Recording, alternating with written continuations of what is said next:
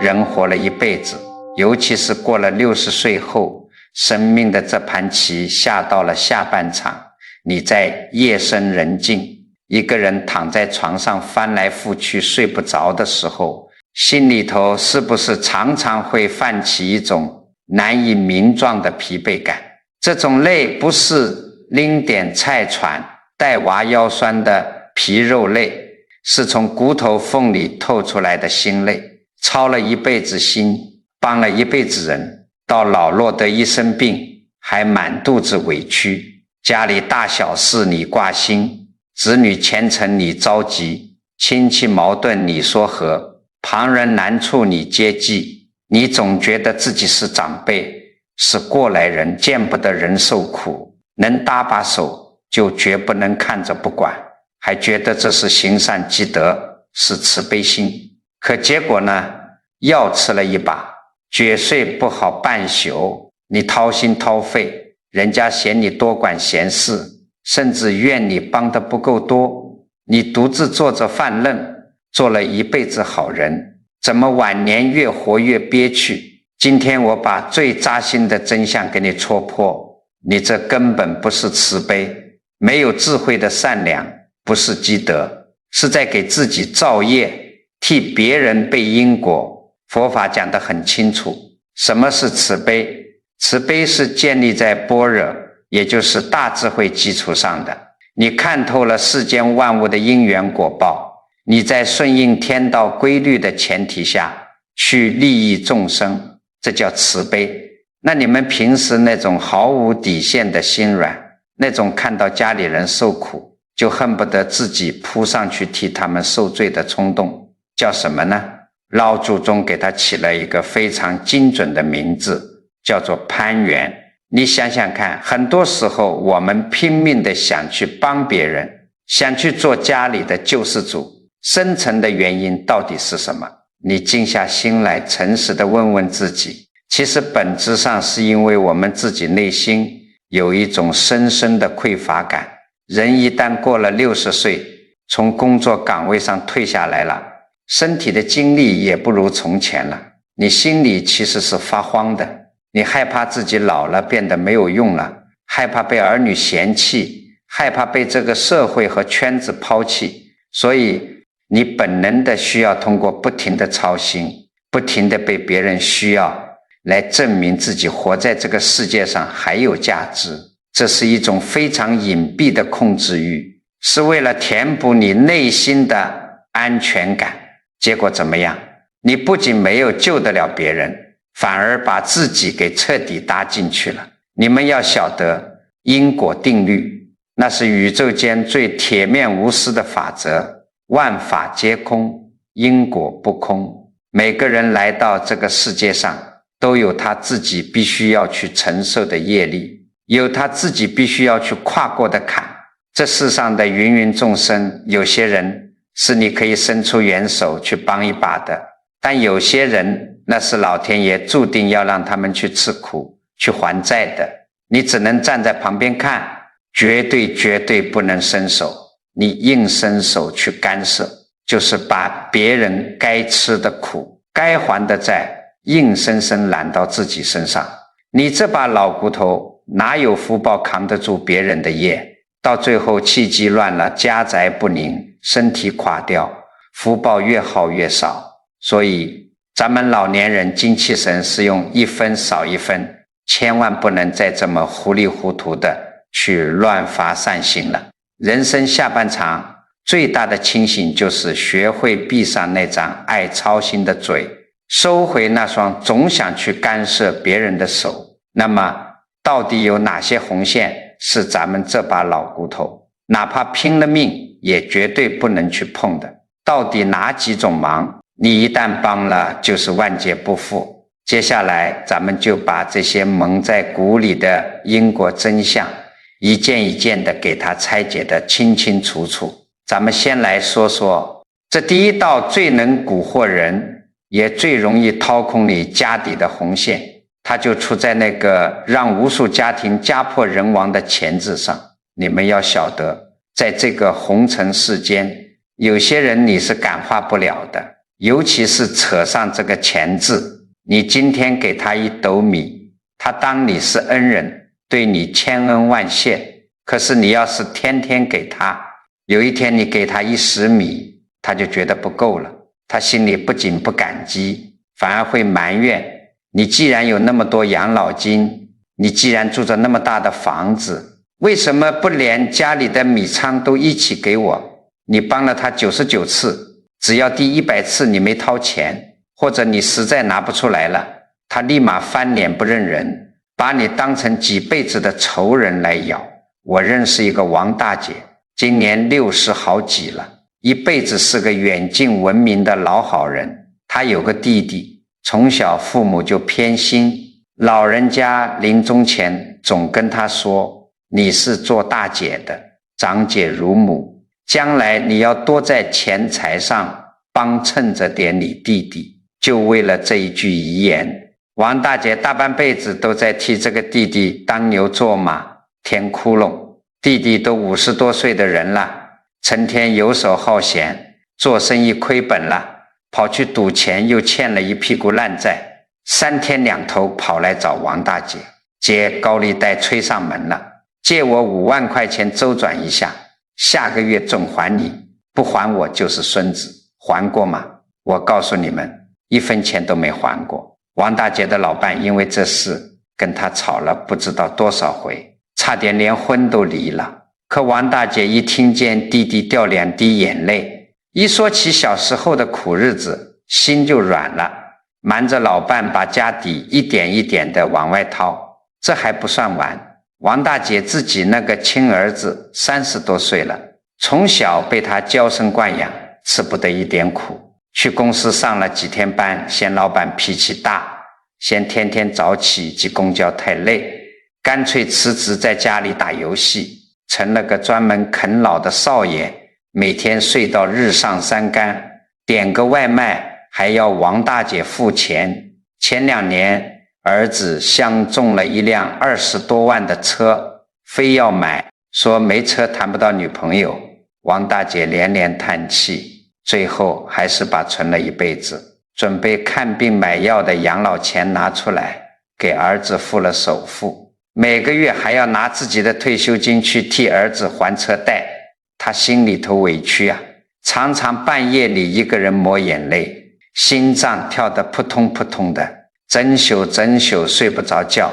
可是他总拿一套说辞来麻痹自己，我是他亲妈，我是他亲姐，血浓于水，我要是不管他们，不给他们掏钱，他们可怎么活？我这都是在做善事，老天爷总会看见我这份苦心的。可是老天爷看见什么了？我告诉你们，老天爷看见的是他在违背天道规律。就在去年，王大姐终于扛不住，彻底倒下了，浑身上下都是毛病，甲状腺结节、高血压，医生说必须马上住院做手术，而且反复叮嘱千万不能再生气上火，不能再操劳了。王大姐孤零零地躺在病床上插着管子，你们猜怎么着？她那个好弟弟来了，拎了一袋子街边买的最便宜的烂苹果，连句关贴的话都没说满3句，马上就切入正题了。姐，我那几个债主逼得拿着刀上门了，我知道你医保卡里存折里还有点做手术的救命钱，你先挪给我2万救救急呗。你总不能看着你亲弟弟被人砍死吧？再看他那个好儿子呢，坐在病床旁边，连头都不抬，捧着个手机疯狂打游戏，一边打一边抱怨，妈，这医院食堂的饭也太难吃了，跟猪屎一样，你赶紧给我转200块钱，我点个好点的烤肉外卖。王大姐当时心都碎成了渣子，她虚弱地喘着气说，我没钱了，真的1分钱都没了，做手术的钱还是你李阿姨凑给我的。这话一出，好戏开场了。他儿子把手机往床上一摔，脸拉得比驴还长。没钱？你怎么可能没钱？你每个月那么多退休金上哪去了？你就是抠门，就是老了自私了，不想给我画。他弟弟更是冷笑一声，把那袋烂苹果往地上一铲，姐，你现在可真是绝情啊，死死抱着你的棺材本，眼睁睁看着你亲弟弟被逼死你都不管，你还有没有点良心？你想想看，王大姐躺在病床上听到这些话，那个心是不是像被人拿刀子在一片一片的剜？她大半辈子掏心掏肺，省吃俭用，最后在钱财上换来的是什么？是2只根本养不熟还要吸她血的白眼狼。很多老辈子人跑到我面前哭，问我为什么好人没好报，我直接拍桌子告诉他们，这根本不叫好人，这就叫造业。你以为你在积德，大错特错，你这是在毫无底线的助长他们的贪欲。这个道理很简单，因果定律里头，有些人的穷，有些人的落魄，根本不是因为他运气不好，而是因为他品行低劣，骨子里透着自私和懒惰。面对这种易产题，你每一次在金钱上的心软，每一次掏腰包去填窟窿，都是在拿你自己的命，拿你自己的福报去喂养那个永远填不满的无底洞。你想想看，人活一口气，老祖宗讲究个天地气机，你天天跟这种充满贪婪，只知道索取，不停吸食你能量的人搅和在一起，你的精气神全被他们吸得干干净净，你的钱财被榨干了，你心里的憋屈和怨恨散不出去，气机一败坏，身体的经络全堵死了，那郁结之气就变成了大大小小的结节。你把自己的救命钱拿去为了白眼狼，最后连看病的钱都没了。你家里的风水磁场也全被这些贪得无厌的怨气搞得乌烟瘴气，家运怎么可能不败退？所以我常常跟这些心太软的老年朋友讲，面对这种在物质上金钱上不懂感恩的无底洞，你最大的慈悲是什么？是冷酷到底，是把你那双喜欢掏钱的手死死地揣进自己兜里。你不要怕他骂你绝情，他恨你那是他的业障，你得让他去痛，让他去撞南墙。他身上没钱了，借遍了所有人，挨了无数个冷脸，肚子饿得咕咕叫的时候，他自然就知道要去大街上找活干了。你非要端着饭碗，拿着银行卡追在他屁股后面兜底，你不仅把你自己晚年的福报折腾光了，你还彻底剥夺了他反省重生的机会。这哪里是在帮人，这简直是在毁人毁命。碰到这种人，你要像躲避瘟神一样，把钱财的界限划得清清楚楚，哪怕被人指着鼻子骂，你也1分钱别出。这是保你晚年能有个安稳窝的第一道护身符。那切断了金钱上的烂慈悲，是不是就万事大吉了呢？当然不是。接下来的这第2道红线往往不图钱，它图的是一口气，是咱们中老年人最容易犯的判官病。咱们很多老朋友活了大半辈子，总觉得自己在家族里，在亲戚圈子里是个长辈，是个有头有脸，说话有分量的人物，尤其是一退休，闲在家里没事干，这心里头那个家长的包袱不但没放下，反而越来越重了。一遇到亲戚朋友家里闹个什么矛盾，或者晚辈在外面受了点什么委屈，你那个判官病马上就犯了。你听人家掉着眼泪一哭诉，你那个脾气蹭地一下就上来了，觉得咽不下这口气，一拍胸脯，大包大揽，别怕，有二伯在，有老舅在，我替你出头，我去给你讨个公道。你想想看，你当时是不是觉得心里特别有正义感，觉得自己特别伟大？我告诉你们，你这一拍胸脯不要紧，你知道你这是在干什么吗？你这是硬生生的往别人深不见底的因果漩涡里跳。咱们就拿三国里的刘备来说说，刘备到了晚年60来岁的人了，历经沧桑，大风大浪全见过了。按理说到了这个岁数，该知天命，该懂得顺应天道了吧？可是他那个结拜兄弟关羽，因为自己的傲慢自大，最后大意失了荆州，连自己的性命也给丢了。我们用老祖宗的因果道理来看，这叫什么？这就是关羽自己种下的因，结出的果，他的业力在这儿，怨不得天，怨不得地，这叫自作自受。可是刘备一听这消息，他那个人情世故的执念，那种江湖兄弟的烂慈悲一下就冲昏了头脑，他根本压不住心里的邪火，非要去给兄弟讨个公道。当时满朝文武怎么劝的？诸葛亮苦口婆心地给他讲天下大事，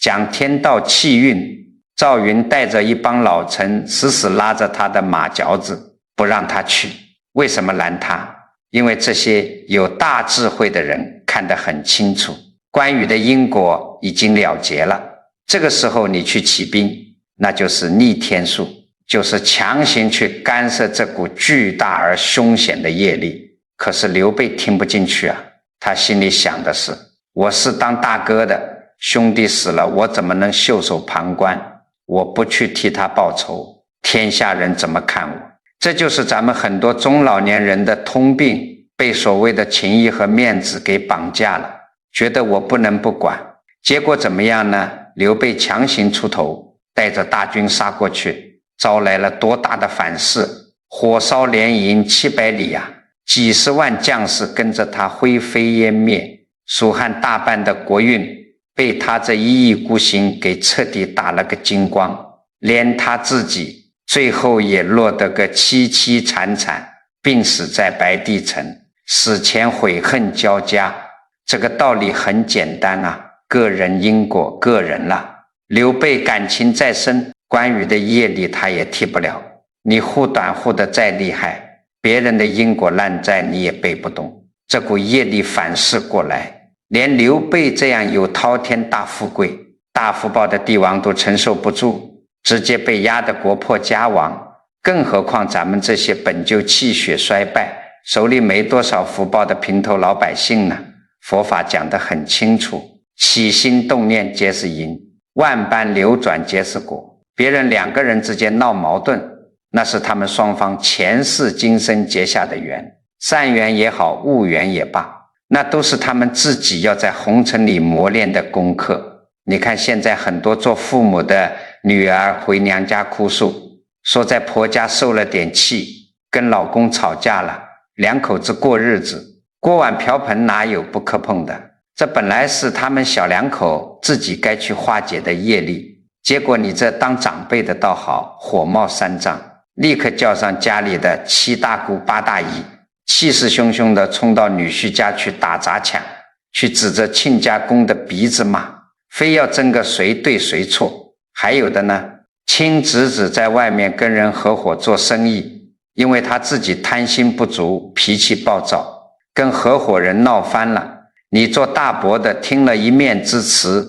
觉得自家人吃了亏，跑去人家公司大吵大闹，替侄子出头。你想想看，你这叫帮他们吗？你替他们强行出头，不仅化解不了原有的恩怨，反而把矛盾彻底激化了。最可怕的是什么？是你把那股原本不属于你的凶险恶业全部引到了你自己身上。你就像是在悬崖边上，非要去拉一个拼命往下跳的人，人家身上绑着几百斤的石头，你非要去拽，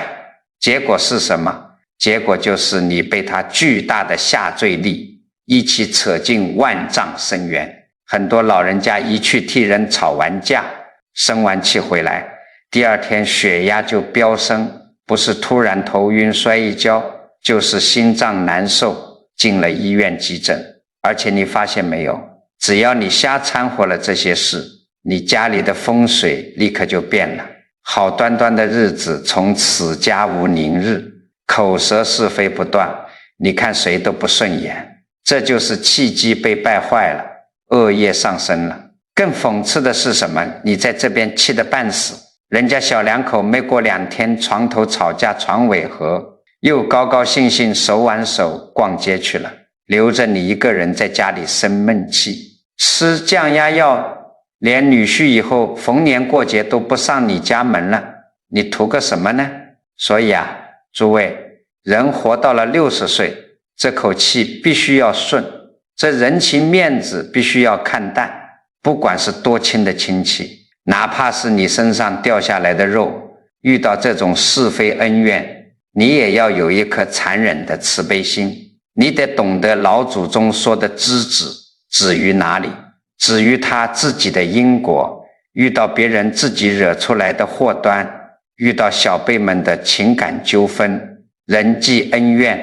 管住你那张爱打抱不平的嘴，收回你那双爱多管闲事的手，哪怕他在你面前哭破了天，你也要稳稳当当地坐在你的椅子上，喝你自己的茶。你最多点拨2句，但绝不下场当裁判，更不去当打手。这不是你冷血，也不是你绝情，这恰恰是人到了晚年最高级的大智慧。这是在保全你自己的精气神，也是在逼着他们自己去面对生活的烂摊子，自己去承担该承担的后果。你不掺和，这股业力就烧不到你身上，把这第2道因为瞎掺和是非而折损福报的红线看透了，守住了，你晚年的日子就能太平一大半。但是别高兴得太早，接下来的这第3道红线可以说是咱们所有做长辈的最难跨过去的一道坎。它不图钱，不牵扯外人的恩怨，它专门针对咱们自己家里，针对你身上掉下来的那一块肉，你的儿女子孙。这叫什么？老祖宗管这个叫做拦着别人吃苦的愚痴心。咱们这代人年轻的时候那是真吃过大苦的，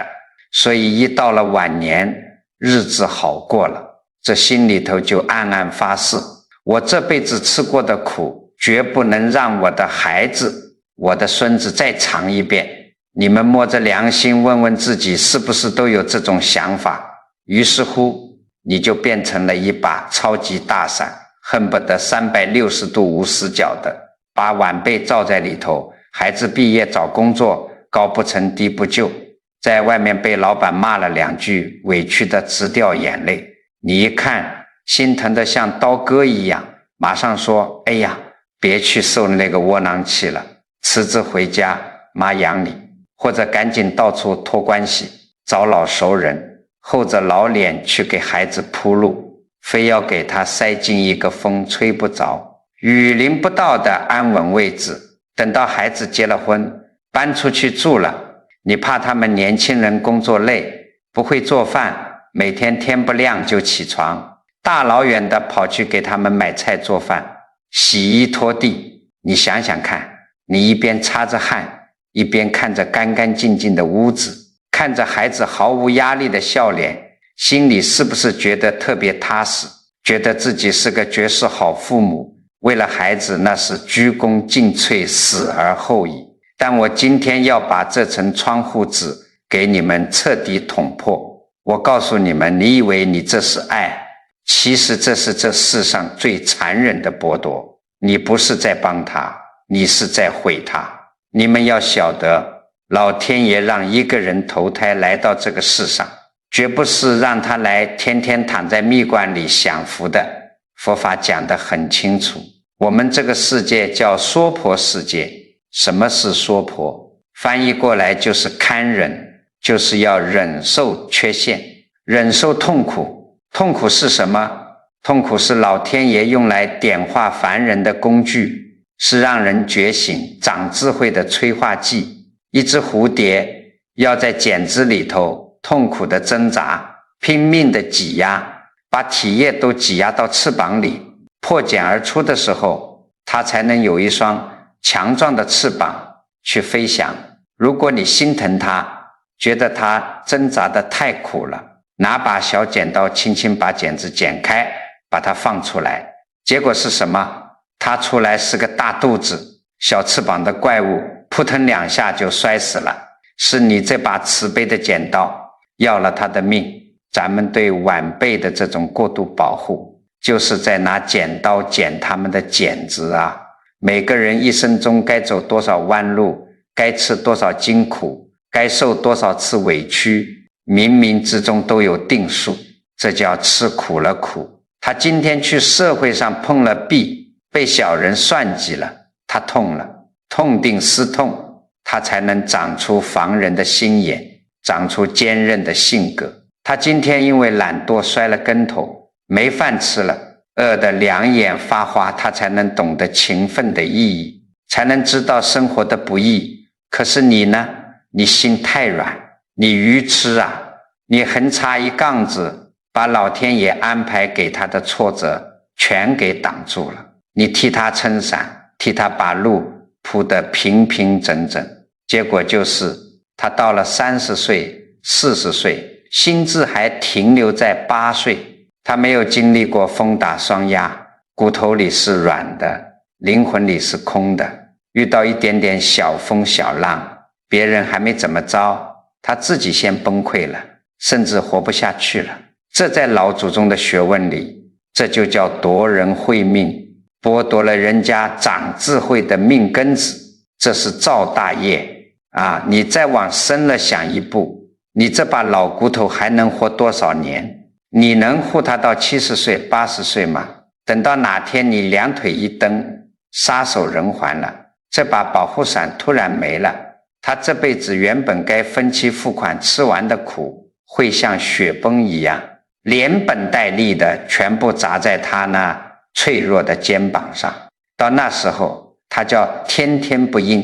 叫地地不灵，他连活下去的生存能力都没有。这到底是爱还是在造孽？所以作为老朋友啊，过了60岁，这第3道红线你死也要守住。看到儿女吃苦，看到他们受挫折，你的心在疼，眼泪在眼眶里打转，你也要狠下心来，把头转过去，管住你的手，闭上你的嘴。你只要保证他有口饭吃，饿不死，底线保住了，剩下的放手，让他去红尘里头滚死，让他去摔跟头，让他去流眼泪，让他去被社会毒打，那是他的必修课。你不让他上，老天爷就会找他算总账。你要懂得退居2线，做家里的一尊佛像，默默地看着，在心里给他祈福，这就足够了。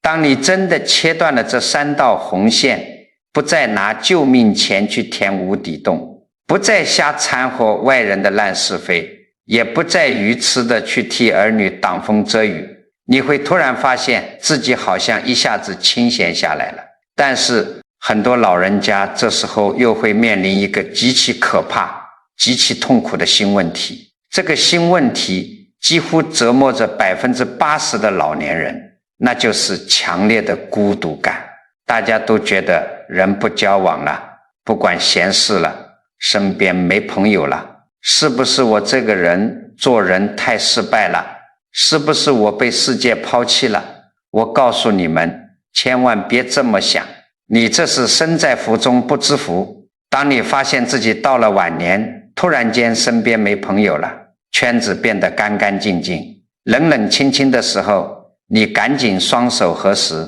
去给老天爷磕头感恩吧。为什么？因为这不是你倒霉，这恰恰是老天爷在暗中出手，给你发了一道顶级的护身符。你们要晓得，人在红尘里打滚，最难看透的就是这个缘字。佛法讲得很清楚，人与人之间的相聚，无非就是报恩报怨，讨债还债。你以为你年轻时候结交的那些哥们儿、闺蜜，那些天天在一起吃吃喝喝、家长里短的圈子，真的是什么生死之交吗？这个道理很简单，你把眼睛擦亮，回过头去仔细看看你以前混的那些所谓的朋友圈，几个老头老太太聚在小公园里、茶馆里，都在干什么？张家长李家短，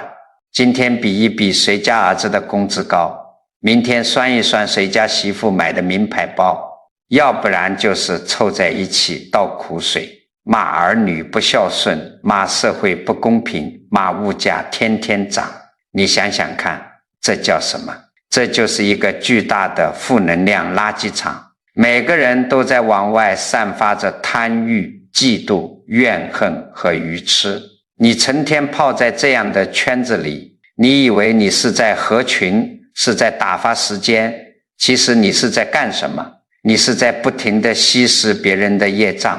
也在让别人吸食你的精气神。老祖宗讲天地气机，人老了，先天气血本就衰败，你最后剩下的这点元气是留着给你保命延寿的。你今天跟这个老李生一场闷气，明天听那个老王抱怨一通，你的心念就像是在泥潭里搅和，原本清净的磁场被搅得乌烟瘴气，久而久之惹一身的病不说，你的运势也跟着一落千丈。所以当你决定收回你那泛滥的烂慈悲，决定不去干涉别人的因果事，你自身的能量场就开始慢慢变清净了，变高了。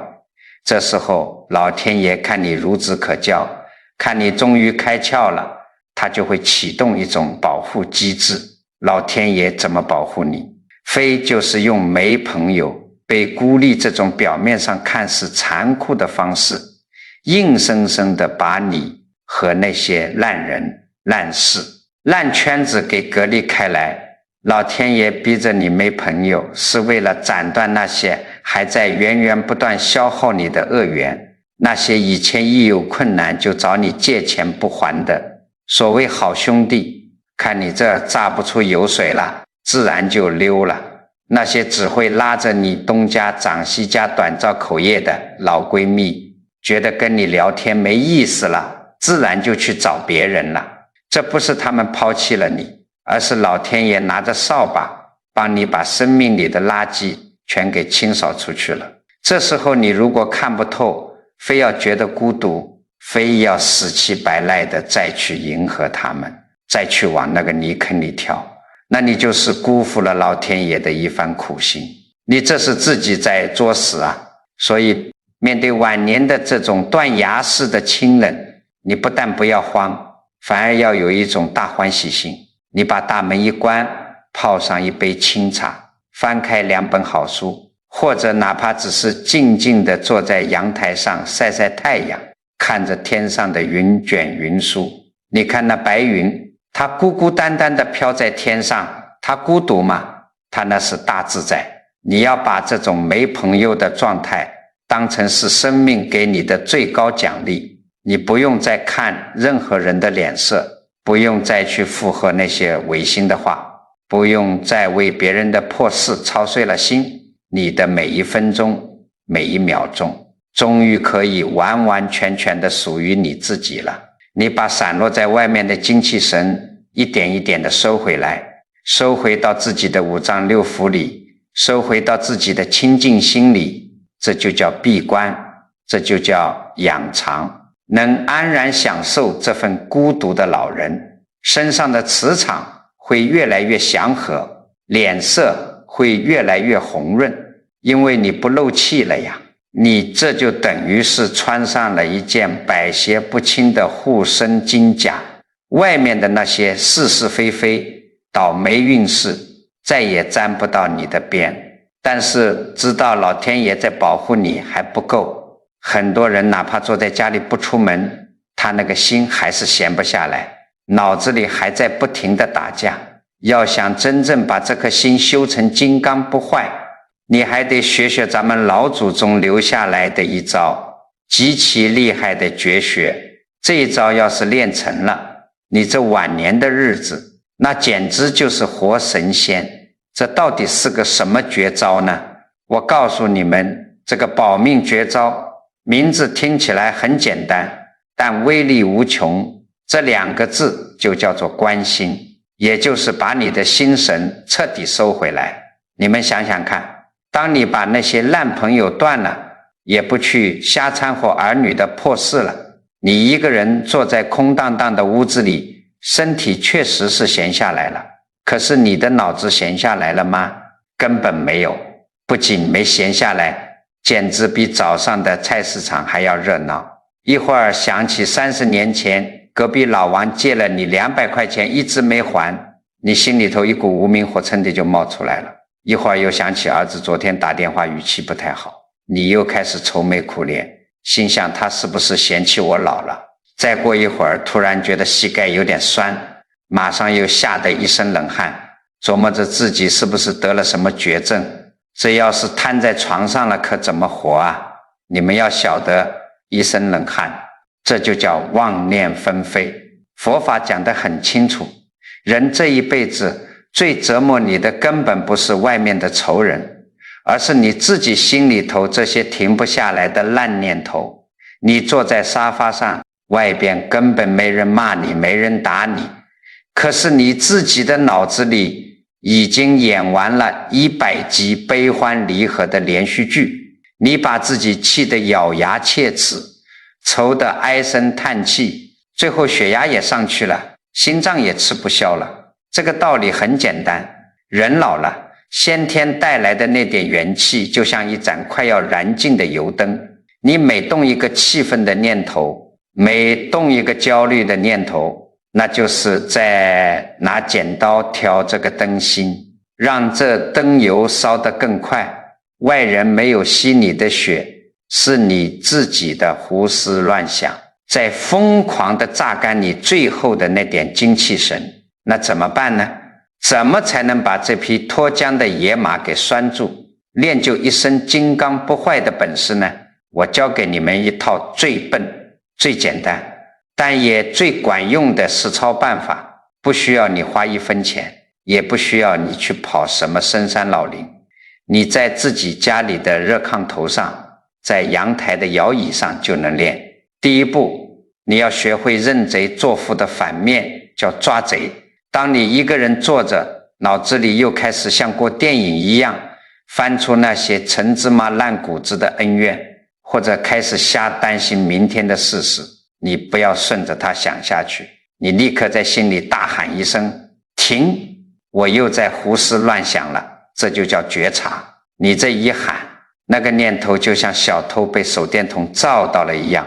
瞬间就散了。你要明白，那些念头根本不是真实的你，它们就像天上的乌云，一阵风吹来就聚到一起，风一停就散了。你非要把自己当成那块乌云，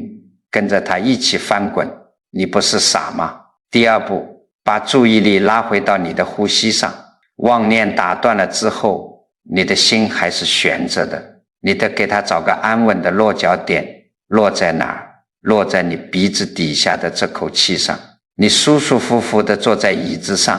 闭上眼睛，啥也不想，就感受空气是怎么吸进鼻孔的，又是怎么呼出去的。吸气呼气，慢慢地把你那口总是卡在嗓子眼的短气往下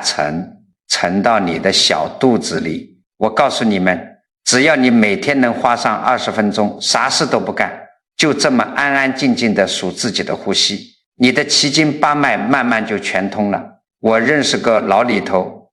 前几年天天往医院跑，今天说头晕，明天说胸闷，查来查去器官都没大毛病，就是神经衰弱，他就是个操心的命，